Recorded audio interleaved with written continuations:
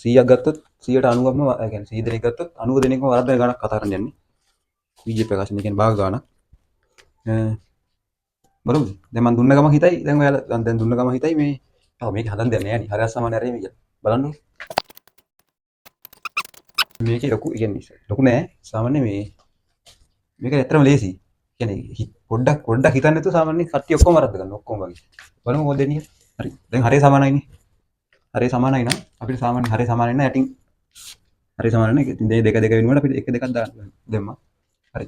එතන B නේ තියෙන්නේ. B. මේක මොකද්ද කරන්නේ?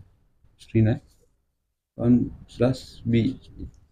කොහොම ලියලා මේ වරණක් දාගන්න ඕනේ. නැත්නම් ඔක සම්පූර්ණයෙන් වර්ධිනවා. එකපාර දාන්න පුළුවන්.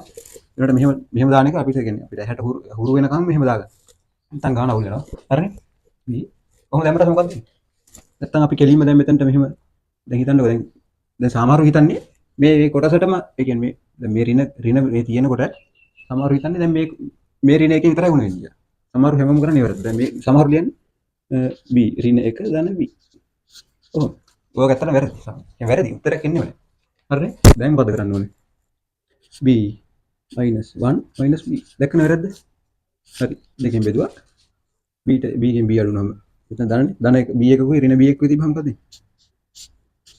අන්න B ඍණ B කැපෙනවා. උත්තරේ භාගය. ඔන්න ඔතන ප්‍රශ්න. මෙතන දැන් ලොකුම ප්‍රශ්නේ තියෙන්නේ.